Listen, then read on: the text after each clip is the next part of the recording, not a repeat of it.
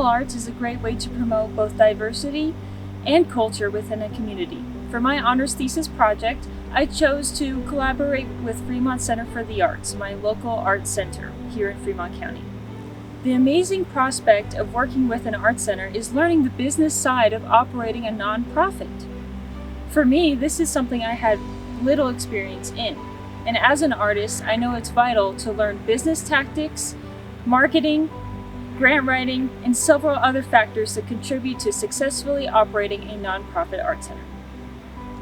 Hi, I'm Kevin Cundiff. I'm the Executive Director for Fremont Center for the Arts.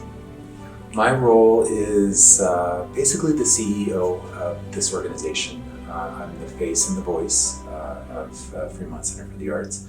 I'm also in charge of creating all of our programming, all of our art shows, all of our curriculum that we do here, as well as our community outreach programs, and also directing all of our staff and volunteers with all of our various fundraisers and various things that we do out in the community. We are actually going to be celebrating our 75th year in operation. We are the oldest consecutive operating art center west of the Mississippi, so we have a nice little claim to fame for that. We are a 501c3, that meaning that we are a tax-exempt organization. So we operate solely on donations, grants, fundraisers, and various gifts from the community. Just like in the art world, there's many different facets to the art world. I find that there's quite a few facets to operate an art center and operate it well. Well, my biggest focus, one is bringing art to the community. You can't do that without funding. So biggest focus is making sure that we have our annual funding available to us. And again, that's through grants or gifts through the community, or our art shows, art sales, or various fundraisers that we do throughout the year. But I think the biggest importance is, we're celebrating 75 years. I want to see this place thrive for another 75, if not more. Some of the changes that I've made are not huge changes, but they're changes that I think impact the center and our visitors as a whole. We've changed some of the gallery space. We've changed in how we arrange the art. We've changed in how we market our art shows. We've added benches for people to sit and enjoy, as well as we've added a digital kiosk downstairs up next to the front desk, which gives out as much information to a visitor as we can, to allow them to know what programs we're doing, what art shows are coming up, what various activities are available to the community as a whole. So Dawn takes care of all of our social media, all of our marketing, all of our graphics. So she is very integral in helping us put out the best face possible of FCA. As the marketing coordinator, I'm responsible for maintaining the website and creating marketing material for our shows that we have every month and events, and designing the flyers and PDFs and graphic images and videos as well. And then doing it all on Facebook, and also the storefront when we sell our merchandise, and creating the logo branding for all of our shirts and bags and coffee mugs and that sort of thing. We basically have a store that's online only, so we don't actually have to foot any kind of costs unless somebody purchases it. And then it's just a tiny bit. It's not very much at all. Usually the shipping and that sort of thing, if we waive that.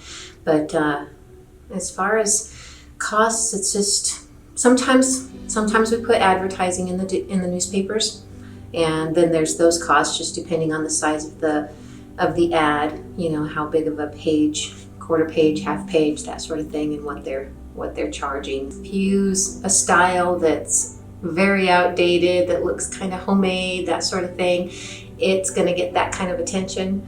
But if you make it a little bit more dynamic, if you add a little bit of, I would say, professionalism to it, there are certain ways, there's fonts, if it's too busy and you have a million different fonts and filters going into the design, it's kind of like putting too much food on a child's plate. They won't touch any of it. But if you keep it, sometimes less is more, simple and straight fonts, and just whatever looks the best. Everything we've rebranded our logo and made it very clean and cut. It's a good size, so it's to the point where when people see it, they know it's us, and so that's a big deal. And then when we put the videos up on our advertisement screen, it's really nice. Rather than just flyers everywhere that you're giving to people, they can watch the video of the ad and all of the different events coming up and stuff like that. And I've heard a lot of positive feedback from patrons and board members and so on and so forth. So definitely a good impact. Fremont Center for the Arts, like many other nonprofit organizations, has a board of directors. This is a committee that supervises the activities of the organization. In this section of the video, we're going to learn more about what are board members, how they are elected, and what are their roles and responsibilities of operating a nonprofit. So we can have up to 14 board members. Currently we have 9. Terms are 2-year terms, and are able to be re-elected. We go through elections no differently than any other board. The process is that you turn in a board application, your reasonings why you would like to be on the board, and you are brought in for an interview. We meet once a month. It's the second Tuesday of every month. We create an agenda and we send that agenda out the day before our meetings. And so that's anything that is relevant that has happened within the last month that needs to be discussed. We go over our financials. We use QuickBooks for all of our accounting. And I am fortunate that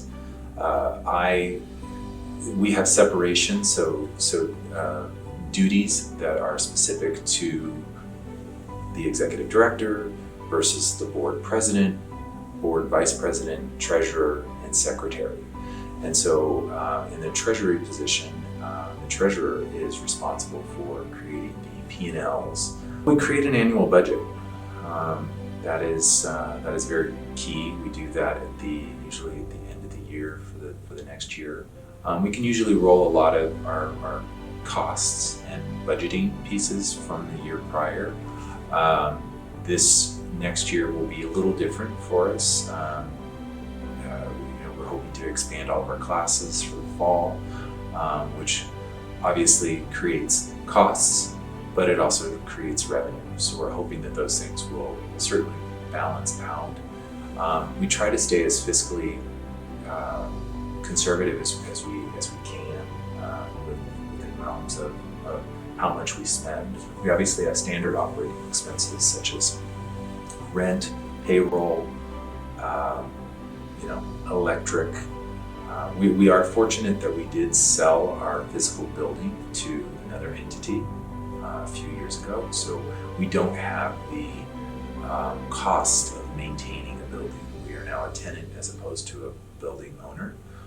So we do know that there are fixed costs, but obviously, like the fluctuating costs of the kiln, issue, our kiln went down, and my understanding is that we had not done any maintenance for a very long time. Get into the logistics of a kiln can be fired about 150 times before it needs some general maintenance. That means thermostats or coils or things like that. And it would not hold temp and would not fire properly. With that, you kind of had to be a reactionary. So we quickly ordered at a great expense, you'd think we spent about close to $600 to put all new coils in, all new thermostats, and all the clips that go into it to be able to begin firing again and having it work properly. So those are the kinds of things that I was not anticipating, spending money on. But obviously, in order to keep our programs going and moving along, you certainly have to invest in your overall equipment. We do make a call to instructors, or a lot of people will stop in and say, I'm interested in teaching a class. And so how we have structured it, because we can't have additional employees, we treat all instructors as independent contractors. So we just ask the instructor to submit an invoice, a timesheet. We do have a set amount that we can pay per instructor. It's built into the overall costs of the class. So you take the student cost that they pay us to take that course. We figure in that's going to cover supplies and then also cover the instruction of the class as well. I want to make sure that we are continuously bringing art to our community, but I can't do that without the funding. And so funding has been the biggest obstacle and pressure point, and it's something that we're looking for the solutions, and whether that mean that we hire a part-time grant writer, or we add additional board members to come up with ideas on new opportunities and fundraisers that we can do to make sure that we are adding to our coffers, not depleting them. We're okay financially. I just want to make sure that we maintain that, and that we're doing the service that I think that this institution was founded on, which is bringing art to the community. And so we can just alleviate the worry of the financial burden, then we can really focus on what we were created to do. As we have learned, revenue is an important aspect of sustainability for any business, especially a nonprofit. In this section, we learn about how Fremont Center for the Arts has purchased Canyon Framing and how that will affect its revenue stream. We actually purchased the frame shop outright, which is a great opportunity. Long story short, I heard that Becca C was selling her buildings and asked what she was doing with the business, and she said she wanted to sell it all together. And I went home and was chatting with my partner about it, and he said, you guys should think about buying it. And I said, that's actually a really good idea. And so put together a business plan and the pros and cons, and presented it to our board, and thankfully they thought it was a great idea as well, and we moved forward with the purchase of that. So it's the purchase encompasses all of her equipment, as you can see, her samples, as well as the name and the website and phone number and all of the little odds and ends that go with that. So projected income is right around $97,000 per year annually. She's been hitting that particular location has been hitting that number consistently. So again, that was one of the reasons why we said, hey, this is a great opportunity, because it's a revenue generating business from the get-go. And as you can see, we already have, within the first 3 days, I believe there's 10 pieces that are already in the works. So yes, it's a very profitable business. Our hope is, once we generate enough revenue to, one, pay back our initial investment, and then be able to decide to add either part-time person or someone who's a contractor or whatnot. So we're still trying to figure that out of how we want to structure it. But eventually I know that we will need someone to step in and be that. Right now, I'm kind of the jack of all trades. I'm sitting behind the desk, I'm taking the orders, I'm helping choose frames and mats and details, and then our volunteers are helping downstairs to actually make these things a reality. To have a frame shop right in house where we can make repairs or we can change frames out is pretty amazing. And also we have a permanent collection that's fairly large, and so for us to be able to change frames at cost and not pay that markup is invaluable. This is going to help us expand we want to create a framing program to allow individuals who want to come in and learn the framing process. So that'll allow us to expand, because now we have the actual infrastructure and equipment to be able to do that. But it'll also fund all of the programming that we've been doing. It's been challenging for a nonprofit to find funding for the various programs we already have, and so finding new revenue sources has been vital and key. I mean, that's what this art center is supposed to be. It's a place of creation, a place of learning, and a place of exploring. And that's what I'm hoping that what we're sitting in is going to help fund and allow us to propel into the future. We celebrate 75 years next year, and I think this is a pretty awesome way to start it off. Funding from grants is an essential part of running a nonprofit art center. One of my main goals of this honors thesis project was learning how to write an effective grant. For that reason, I collaborated with Kathleen Kennedy, a senior grant writer. We just started looking at some options for FCA because so many things are happening in this building right now. It's really opened up in the last few years to where more and more people are coming in. There's options for classes for youth, there's options for classes for adults. The wine and sip, or the paint and sip, has really been popular. I've watched how it's 10 people and then it's 20 and then it's 30 and it's in the lobby and now it's in the whole gallery. So that's been really popular, which is great for this community. A grant is telling your story, and if people like the way you tell your story and it's compelling evidence for a particular project or something that aligns with a grantor's mission, and they give you money to do your work. So that's basically what a grant is. A lot of the foundations in the state of Colorado use the Common Grant application. So it's basically a template that has documents that you fill out that are somewhat universal in their design. Some places actually have you fill out a statement of work that has another template that you identify the tasks you're going to complete, who's going to do them, when they're going to do them, what part of the budget is going to cover that work. So there are a lot of different formats depending on the funder. Some grant applications are one page that you fill out online and you submit it. So the funder will tell you, if you go to their website or you contact a program officer, they'll tell you who they fund and what they fund. So it may be particular organizations that have a specific mission. It may be based on their tax status. It may be based on the community that they're in. So rural communities have different grant options than maybe metro communities do. So an online application can take you 15 minutes and you click submit and you're done.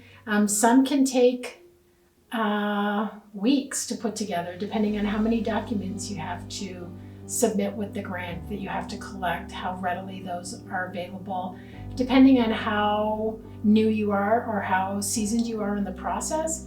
Being able to tell the story of the organization that you're writing the grant for. So if you've been with that organization for a really long time, you could probably just type it out because you know the story. But if it's a new organization that you've not worked with, it may take a little bit more time to do some research on the back end to be able to articulate in the narratives and in the proposal for the grant. So you want to tell your story in a way that's creative and engaging, and also captures the data that the reviewers are looking for. Depending on who's reviewing the grant, may determine how much they know about you. So a really successful grant is going to be able to succinctly articulate what it is you're asking for and what it is your mission is and how it aligns with the funder or the grantor. So that would be an effective way. Depending on who you're applying with, they have different ways that they score the grants. So some of them will score, does it align with the proposal? You know, if they ask these 10 questions in the proposal and they're looking at your grant, are all of those 10 questions answered in a way that's really easy to see? So a really successful grant is the one that gets funded, right? So really following their guidelines, because they'll tell you what they want. And they do want to know about the community that you're serving. They want those demographics, but it doesn't have to be like hardline statistics. It can be a little bit more storytelling, because the grants really are telling a story about your program or your project, and then having the funders say, that sounds great, we're going to give you money to do that work. Art centers are a vital part of any community to promote diversity and culture. Within my honors thesis project, I learned how to operate a nonprofit art center. This was an amazing experience that will aid me in both my future art career and my community outreach programs.